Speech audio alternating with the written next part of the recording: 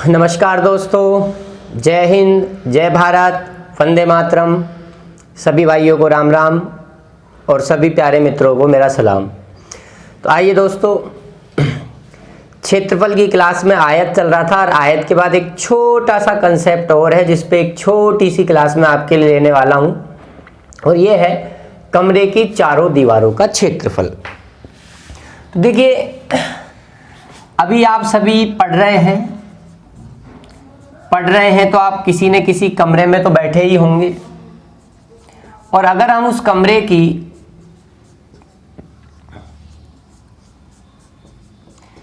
चारों दीवारों का जो क्षेत्रफल है उसकी अगर मैं बात आपसे करूं तो वो क्या होगा, आइए समझते हैं। ध्यान से देखिए, आप अभी अपने कमरे में बैठे हैं। अभी मैं आपको पढ़ा रहा हूं एक छोटा सा, ये भी एक कमरा है। कमरे की चारों दीवारों का मतलब क्या है? देखिए, अगर हम किसी कमरे में बैठे हैं तो हमें वहां आपको 6 परतें दिखाई देंगी। जैसे मैं अभी आपके सामने हूं, एक मेरे पीछे की दीवार आपको दिखाई दे रही है, एक पीछे तो एक इसके जस्ट सामने होगी, एक दीवार इधर होगी, एक दीवार इधर होगी, एक ऊपर छत होगी और एक नीचे होगा फर्श। यानी 6 परत है। 6 परत में से हमें 4 दीवारें लेनी है।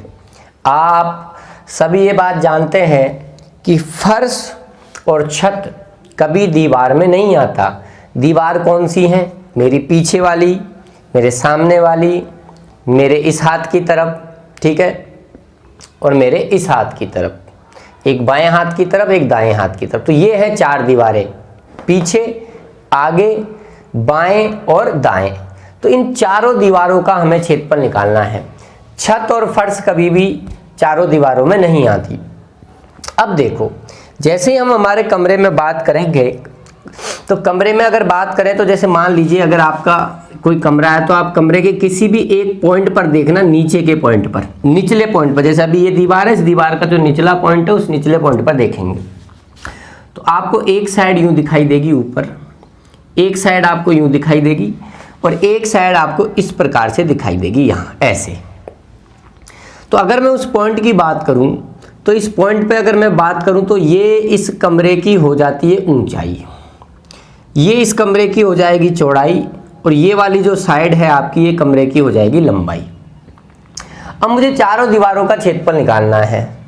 तो अगर मैं सामने वाली इस दीवार का क्षेत्रफल निकालूं, सामने वाली इस दीवार का, ये जो आपको दिख रही है, मैंने कहा ये ऊंचाई है, ठीक है, ये चौड़ाई मान लो भली आप, और इसको आप लंबाई मान लो, इस वाली साइड को, ठीक है। ऐसे एक दीवार आपकी यहाँ है, एक इसके जस्ट सामने, एक यहाँ, ऊपर छत, नीचे फर्श। तो मैं अगर इस वाली दीवार का क्षेत्रफल निकालना चाहूँ तो इस वाली दीवार का क्षेत्रफल होगा चौड़ाई गुणा ऊंचाई। ये 2 साइड आ रही है इसमें, b गुणा h। जो क्षेत्रफल इस दीवार का है वही क्षेत्रफल ठीक सामने वाली का होगा कि नहीं होगा? तो दोनों का निकालने के लिए क्या कर देते हैं, डबल कर देते हैं। तो हमने मेरे पीछे वाली और मेरे सामने वाली दीवार का क्षेत्रफल ज्ञात कर लिया। अब मेरे बाएं दाएं वाली रह रही है।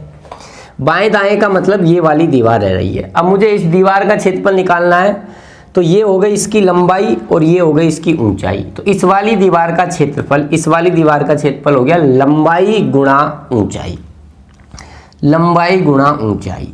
जो क्षेत्रफल इस दीवार का होगा वही इस वाली दीवार का होगा। दोनों का निकालना है, डबल कर देंगे, और चारों दीवारों का निकालना है तो दोनों को जोड़ लेंगे। दोनों में 2 कॉमन आ रहा है और दोनों के अंदर h कॉमन आ रहा है। 2h बराबर आ गया l प्लस b। ये फॉर्मूला हो गया। यानी कमरे की चारों दीवारों का क्षेत्रफल अगर हम बात करें तो ये होता है 2 गुणा ऊंचाई, ब्रैकेट में लंबाई प्लस चौड़ाई। ये कमरे की चारों दीवारों का क्षेत्रफल है। अब मुझे एक चीज बताओ, अगर मैं फर्श की बात करूं, जैसे ये है तो फर्श ये वाला होगा, नीचे वाला। तो अगर मैं इस फर्श की बात करूं तो फर्श में एक तो लंबाई आ रही है कमरे की और एक चौड़ाई आ रही है। तो अगर मैं इस फर्श का परिमाप निकालना चाहूं तो फर्श का परिमाप क्या होगा, 2 गुणा लंबाई प्लस चौड़ाई, यही होता है। तो 2 गुना लंबाई प्लस चौड़ाई को मैं फर्श का परिमाप भी बोल सकता हूँ। तो एक और क्षेत्रफल आ जाता है इसका, फर्श का यहाँ लिख देता हूँ मैं, फर्श का परिमाप। फर्श का बोल दो, छत का बोल दो, क्योंकि जो परिमाप फर्श का होगा वही छत का होगा। फर्श का परिमाप गुणा ऊंचाई। तो कमरे की चारों दीवारों के ये 2 फॉर्मूले हैं जो आपको याद रखने हैं। 2 गुना ऊंचाई, लंबाई प्लस चौड़ाई ब्रैकेट में, या हम यूं भी कह सकते हैं फर्श का परिमाप या छत का परिमाप गुणा उस कमरे की ऊंचाई। तो फटाफट से इस फॉर्मूले को लिख लीजिए, बस इसमें यही फॉर्मूला और कोई बड़ी बात नहीं है। अब ध्यान से सुनना। अब आप एक चीज नोटिस कर रहे हो कि अगर मैं कमरे की चारों दीवारों के क्षेत्रफल की बात करूं तो लंबाई, चौड़ाई, ऊंचाई 3 चीजों का योगदान है। लंबाई और चौड़ाई दोनों आपस में जुड़ रही हैं और उन दोनों का योगफल का योगफल है वो ऊंचाई के साथ मल्टीपल हो रहा है। यानी अगर लंबाई, चौड़ाई और ऊंचाई, अगर मैं आपसे कहूं कि मैं किसी कमरे की लंबाई को, चौड़ाई को और ऊंचाई को तीनों को n गुना कर दूं, अगर मैं किसी कमरे की लंबाई, चौड़ाई और ऊंचाई तीनों को n गुना कर दूं, तो ध्यान से सुनना दोस्तों, कमरे की चारों दीवारों का क्षेत्रफल भी n स्क्वायर गुना हो जाएगा। ध्यान रखना, मैं फिर कह रहा हूं, ध्यान से सुनना। यदि किसी कमरे की लंबाई को, चौड़ाई को और ऊंचाई को अगर मैं n गुना करता हूं तो कमरे के चारों दीवारों का क्षेत्रफल n स्क्वायर गुना हो जाएगा। फटाफट से नोट बनाओ अपनी कॉपी में, लिखो इसको जो मैं बोल रहा हूं। यदि किसी कमरे की लंबाई, चौड़ाई और ऊंचाई, लंबाई, चौड़ाई और ऊंचाई तीनों को n गुना कर दिया जाए तो चारों दीवारों का क्षेत्रफल n स्क्वायर गुना हो जाएगा। अच्छा, साथ की साथ ही अगर मैं इसी के साथ मैं आपसे कहूं क्षेत्रफल में प्रतिशत परिवर्तन बता दो, तो देखो वही कहानी है जो आप पहले पढ़ चुके हो। तो क्षेत्रफल में प्रतिशत परिवर्तन किससे निकालोगे? n स्क्वायर माइनस 1 गुणा 100 से, n स्क्वायर माइनस 1 गुणा 100 से, तथा क्षेत्रफल में प्रतिशत परिवर्तन n स्क्वायर माइनस 1 गुणा 100 से ज्ञात करेंगे। ठीक है, फिर दोबारा रिपीट कर रहा हूं। यदि किसी कमरे की लंबाई, चौड़ाई और ऊंचाई तीनों को n गुना कर दिया जाए तो चारों दीवारों का क्षेत्रफल n स्क्वायर गुना हो जाएगा, तथा क्षेत्रफल में प्रतिशत परिवर्तन n स्क्वायर माइनस 1 गुणा 100 से ज्ञात करेंगे। अगला कंसेप्ट क्या है, ध्यान से समझना। अगर मैं कहूं कि मैं किसी कमरे की लंबाई और चौड़ाई, ऊंचाई से कोई लेना देना नहीं है, अगर मैं किसी कमरे की लंबाई और चौड़ाई दोनों को ही n गुना करूं, सिर्फ लंबाई और चौड़ाई को n गुना करूं, तो दोस्तों ध्यान रखना चारों दीवारों का क्षेत्रफल भी n गुना ही होगा। चारों दीवारों का क्षेत्रफल भी n गुना ही होगा। ये आपका अगला नोट है। यदि कमरे, आप यहाँ देख लिया करो ना चीज़ों को, मैं ऐसे ही थोड़ी ना कोई फैक्ट थोड़ी ना हूँ बातों को, या पुटअप करके देख लो, यहाँ से चीज़ें उठा के देख लो। लंबाई n गुना कर दी तो nl हो गई, चौड़ाई n भी हो गई, n कॉमन ले लूंगा, 2 गुणा ऊंचाई ब्रैकेट में लंबाई प्लस चौड़ाई बढ़ जाएगा, यानी n और आ गया गुणा में पहले वाले क्षेत्रफल के साथ, तो कह दिया मैंने n गुना हो गया। अगर कमरे की लंबाई और चौड़ाई दोनों को n गुना कर दिया जाए तो चारों दीवारों का क्षेत्रफल भी n गुना हो जाएगा। ठीक है, अगली कहानी। अगर मैं कहूं कि कमरे की केवल ऊंचाई को, कमरे की केवल ऊंचाई को मैं n गुना कर दूं, कमरे की केवल ऊंचाई को अगर मैं n गुना कर दूं तो चारों दीवारों का क्षेत्रफल भी n गुना हो जाएगा। चारों दीवारों का क्षेत्रफल भी n गुना हो जाएगा। फिर कह रहा हूं, अगला नोट लिखिए। यदि कमरे की केवल ऊंचाई को n गुना किया जाए तो चारों दीवारों का क्षेत्रफल भी n गुना हो जाएगा। ठीक है, अगली बात, अगर मैं आपसे कहूं कि कमरे की लंबाई और चौड़ाई इन दोनों को तो मैं x गुना करूं और ऊंचाई को अगर मैं y गुना करूं, ऊंचाई को मैं क्या कर दूं, y गुना कर दूं, लंबाई और चौड़ाई दोनों को x गुना और ऊंचाई को मैं कर दूं y गुना, तो ध्यान रखना कमरे की चारों दीवारों का क्षेत्रफल हो जाएगा xy गुना। कमरे की चारों दीवारों का क्षेत्रफल हो जाएगा xy गुना। और यहाँ पर अगर वो क्षेत्रफल में परसेंट परिवर्तन पूछे तो यहाँ आएगा xy -1 गुना 100। दोबारा रिपीट कर रहा हूँ, सुन लीजिए। यदि कमरे की लंबाई और चौड़ाई को x गुना कर दिया जाए और ऊंचाई को y गुना कर दिया जाए, ऊंचाई को y गुना कर दिया जाए, तो कमरे की चारों दीवारों का क्षेत्रफल, कमरे की चारों दीवारों का क्षेत्रफल xy गुना हो जाएगा और क्षेत्रफल में प्रतिशत परिवर्तन xy -1 गुणा 100 से ज्ञात करेंगे। तो ये छोटी मोटी बातें आपको ध्यान रखनी चाहिए। इन पे कैसे क्वेश्चंस बनते हैं, कुछ क्वेश्चंस मैं आपके सामने ले लेता हूं।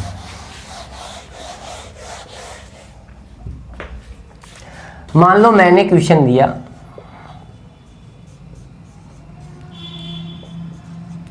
यदि किसी कमरे की लंबाई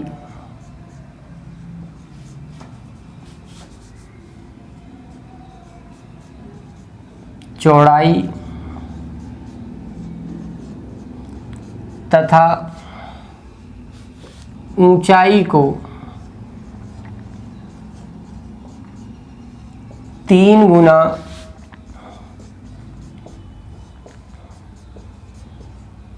कर दिया जाए तो चारों दीवारों का क्षेत्रफल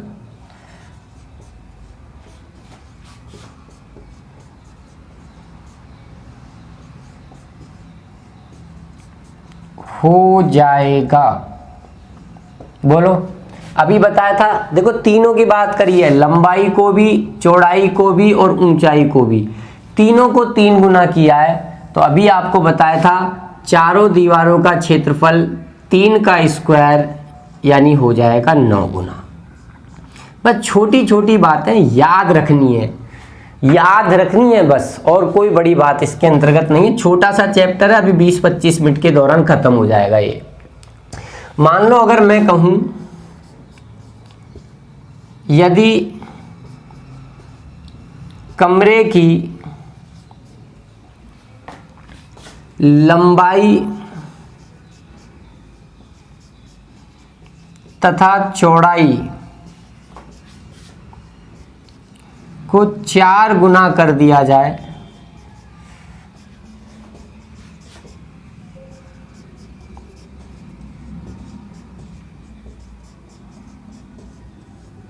तो चारों दीवारों का क्षेत्रफल हो जाएगा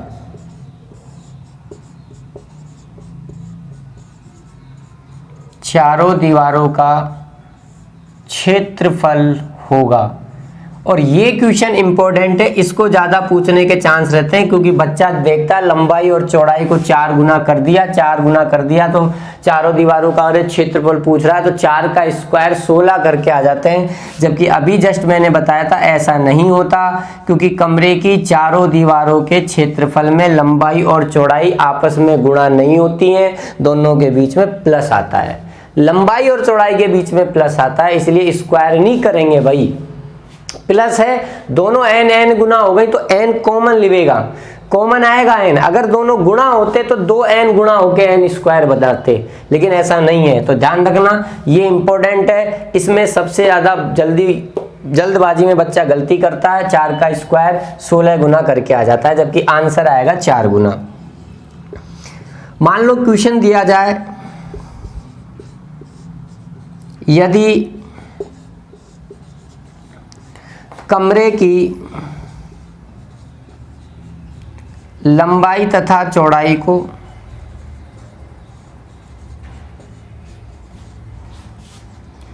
3 गुना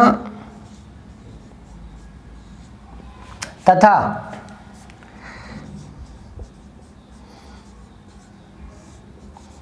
ऊंचाई को 5 गुना कर दिया जाए ऊंचाई को 5 गुना कर दिया जाए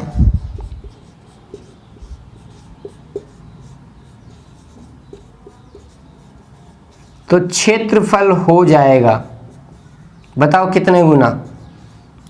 तो जस्ट अभी बताया था आपको, लंबाई और चौड़ाई को किया 3 गुना और ऊंचाई को किया 5 गुना, तो क्षेत्रफल हो जाएगा 5 तिया 15 गुना। छोटी छोटी बातें लेकिन बहुत आसान, बस आपको ध्यान रखनी है। तो फटाफट से स्क्रीनशॉट ले लो इनका, जिससे हम आगे बढ़ें।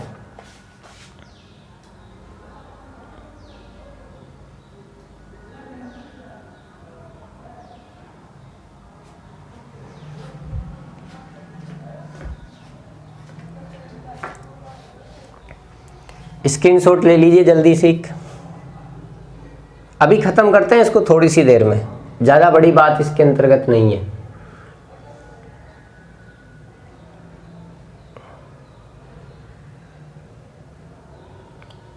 बढ़े आगे।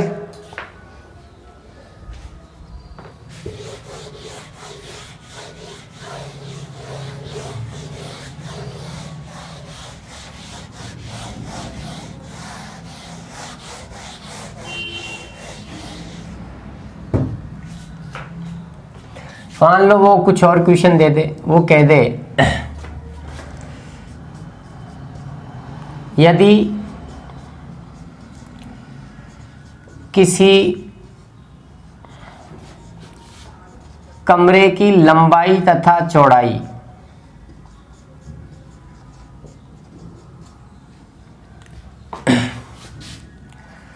दो गुनी कर दी गई,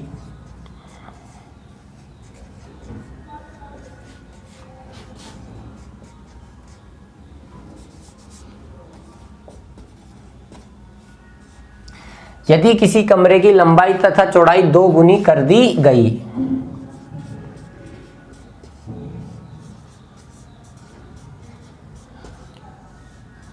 चारों दीवारों के क्षेत्रफल में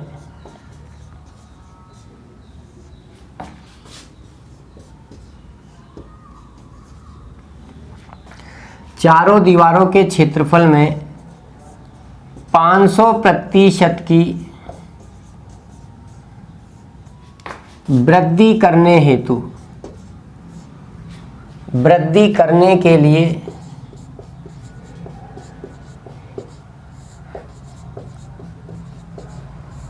कमरे की ऊंचाई को कितने गुना किया जाए, कितने गुना किया जाए, ये आपसे पूछ ले। तो हम जानते हैं अगर लंबाई और चौड़ाई को 2 गुना कर दिया जाए और ऊंचाई को अगर हम कह दें कि x गुना कर दिया जाए, तो चारों दीवारों के क्षेत्रफल में प्रतिशत वृद्धि हम निकालते हैं 2 गुणा x माइनस 1 गुणा 100 से। ऐसे तो निकालोगे, अभी लिखा था xy माइनस 1 गुणा 100, और ये आपको वृद्धि दे रखी है उसने 500% की। 2 जीरो से 2 जीरो कट गई, 2x माइनस 1 आपका आ गया 5, तो 2x इजिकल टू आ गया आपका 6, माइनस 1 उधर जाएगा, कट गया, x बराबर आ गया 3। यानी हमें कमरे की ऊंचाई 3 गुनी करनी पड़ेगी, तब जाके 500% की वृद्धि होगी चारों दीवारों के क्षेत्रफल में। तो फटाफट से चीज़ों को नोट कर लो, जल्दी कीजिए, बस खत्म होने में है, ज़्यादा बड़ी बात इसके अंतर्गत नहीं है। स्क्रीनशॉट ले लो, छोटा सा चैप्टर है। फिर इसके बाद हम त्रिभुज पढ़ेंगे नेक्स्ट क्लास से, और नेक्स्ट क्लास में त्रिभुज हमारे लिए क्षेत्रफल में बहुत ही इम्पोर्टेंट है।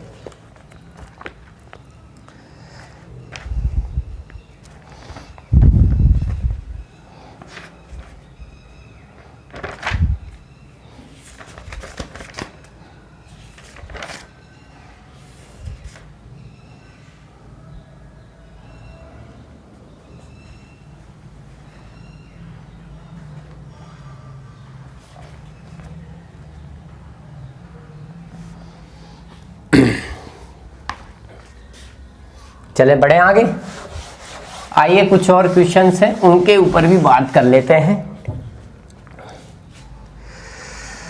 ये हमसे कह रहा है क्वेश्चन में कि भाई एक कमरा है और उस कमरे की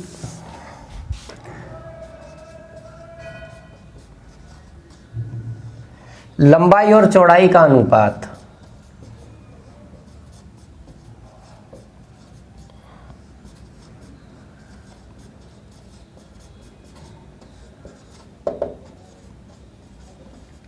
तीन अनुपात 2 है। यदि छत का क्षेत्रफल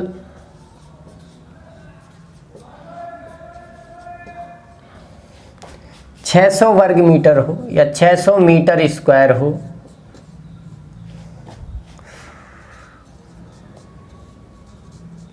तथा चारों दीवारों का क्षेत्रफल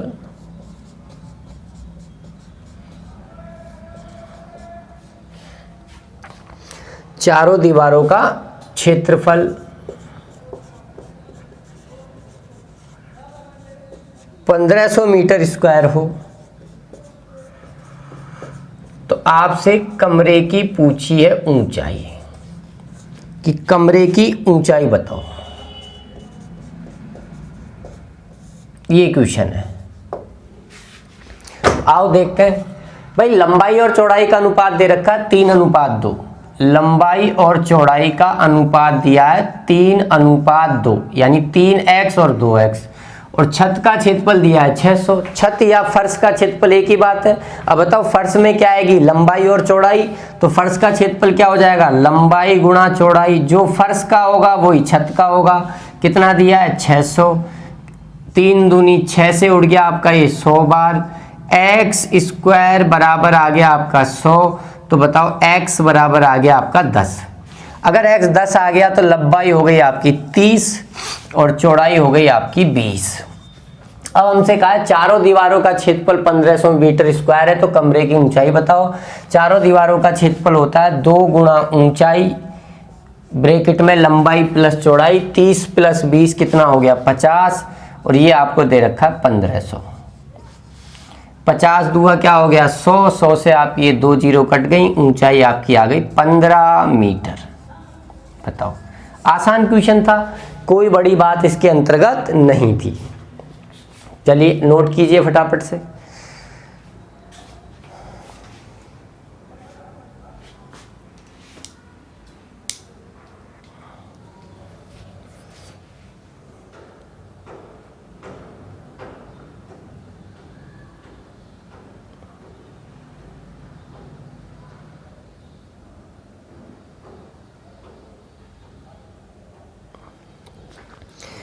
आगे बढ़े, चलो आगे देखते हैं क्या कहानी है और कैसे क्वेश्चंस ले सकता है वो।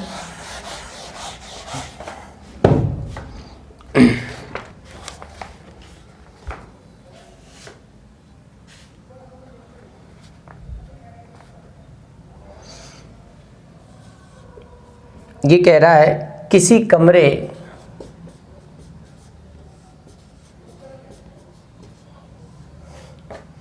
के फर्श की माप, किसी कमरे के फर्श की माप 4 मीटर गुणा 3 मीटर है तथा उसकी ऊंचाई भी 3 मीटर है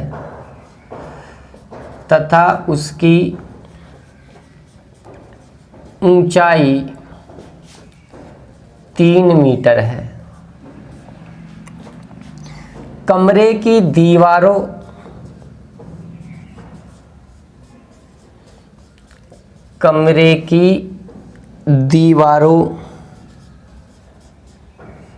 तथा छत पर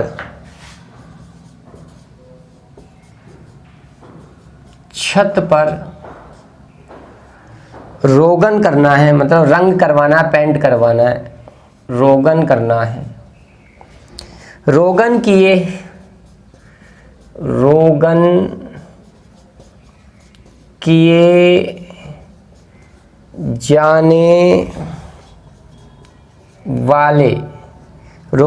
जाने वाले भाग का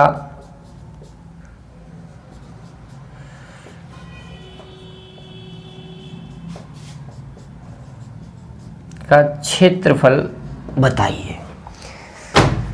तो रोगन किस पे करना है, दीवारों पे, छत पे। तो चारों तो दीवारें हो गई और एक हो गया छत, फर्श को नहीं लेना है। तो आ जाओ, चारों दीवारों का क्षेत्रफल निकालो।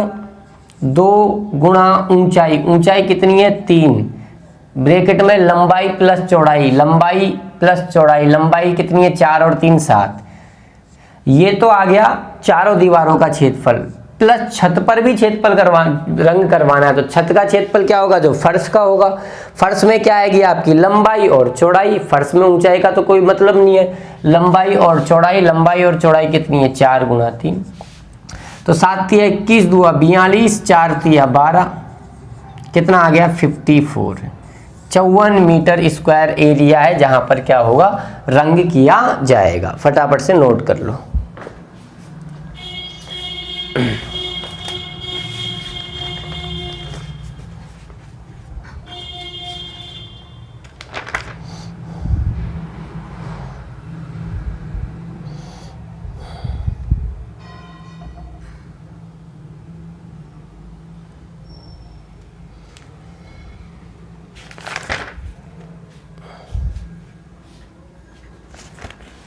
हाँ जी, बढ़े आगे, लिखा आप सभी ने।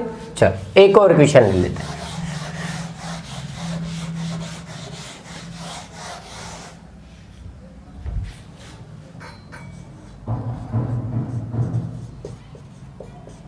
किसी कमरे की चारों दीवारों पर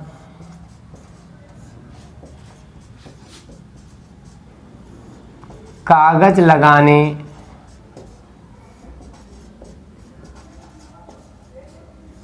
का कुल खर्चा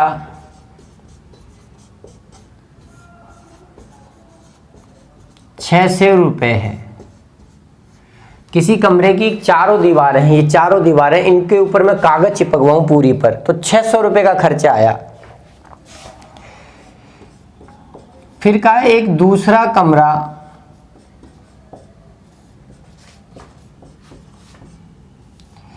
जिसकी लंबाई, चौड़ाई तथा ऊंचाई प्रत्येक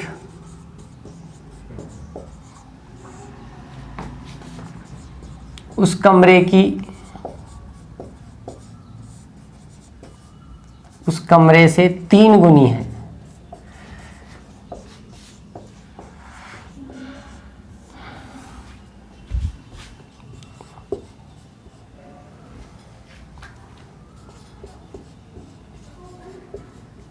तो दूसरे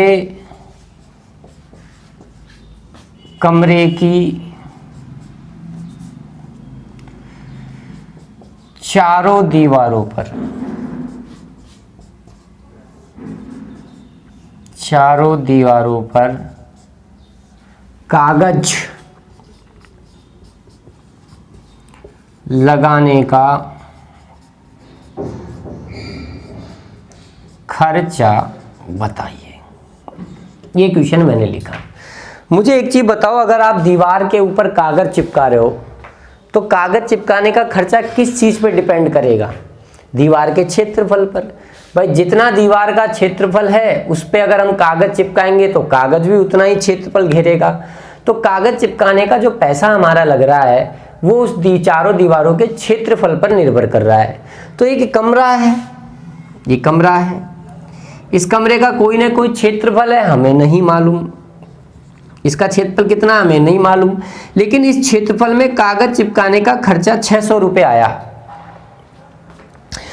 अब एक दूसरा कमरा और है जिसकी लंबाई, चौड़ाई, ऊंचाई तीनों इस पहले वाले कमरे की क्या है 3 गुनी। अब मुझे एक चीज बताओ, अगर इस कमरे की लंबाई, चौड़ाई, ऊंचाई इसकी 3 गुनी है तो क्षेत्रफल इसका ज्यादा होगा, ठीक है। तो अगर लंबाई, चौड़ाई, ऊंचाई इसकी तो मालूम नहीं है, लेकिन इसकी 3 गुनी है, इसकी लंबाई चौड़ाई ऊंचाई इसकी 3 गुनी है। तो अगर मैं ये कह दूं कि लंबाई चौड़ाई ऊंचाई अगर 3 गुनी है तो बताओ इस दूसरे बड़े वाले कमरे का क्षेत्रफल इसका कितने गुना होगा? आप कहोगे 3 का स्क्वायर 9 गुना होगा।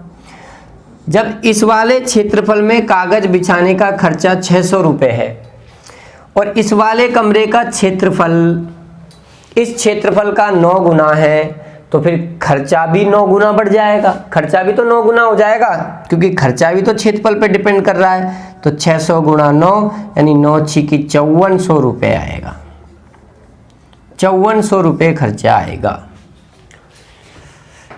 इस वाले कमरे में। अगर मैं यूं कह देता एक दूसरा कमरा जिसकी लंबाई और चौड़ाई, तो पहले वाले कमरे की मैंने कह दी 4 गुनी है और ऊंचाई जो है मैंने कह दी ऊंचाई जो है वो 3 गुनी है। तो बताओ अब कितना खर्चा आएगा? तो अभी थोड़ी सी देर पहले बताया था इस वाले कमरे की लंबाई और चौड़ाई तो 4 गुनी है और ऊंचाई 3 गुनी है, तो क्षेत्रफल कितने गुना होगा? बोलो 4 या 12 गुना होगा। होगा कि नहीं होगा? तो इसका 600 रुपये लग रहा है, इसका क्षेत्रफल इसका 12 गुना है तो खर्चा भी 12 गुना हो जाएगा। 12 छिका 72 यानी 7200 रुपये हो जाएंगे। तो दोस्तों ये कोई छोटी मोटी बातें थी कमरे की चारों दीवारों पर। ये कमरे की चारों दीवारों का क्षेत्रफल का कंसेप्ट था, छोटा सा था, खत्म हो गया। अब हम नई वीडियो में नेक्स्ट वीडियो जब मैं आपके लिए लेकर आऊँगा उसमें हम त्रिभुज स्टार्ट करेंगे। त्रिभुज क्षेत्रफल में सबसे ज़्यादा महत्वपूर्ण है। त्रिभुज के साथ वृत्त, तो नई वीडियो में हम पढ़ेंगे। कल संडे की क्लास में मैंने प्रायिकता की क्लास रखी लगभग 3.5 घंटे की। जिन लोगों ने देखा उसको शायद समझ में आया होगा, मुझे विश्वास है, और जिन्होंने नहीं देखा उनसे मैं रिक्वेस्ट कर रहा हूं कि वो उस वीडियो को देखें। बहुत शानदार तरीके से मैं उसमें प्रायिकता को मैंने समझाने का प्रयास किया है और उम्मीद करते हैं चारों दीवारों का क्षेत्रफल आपको समझ में आया होगा। मिलते हैं नए कंसेप्ट के साथ नई वीडियो में। ठीक है दोस्तों, जय हिंद, जय भारत, वंदे मातरम।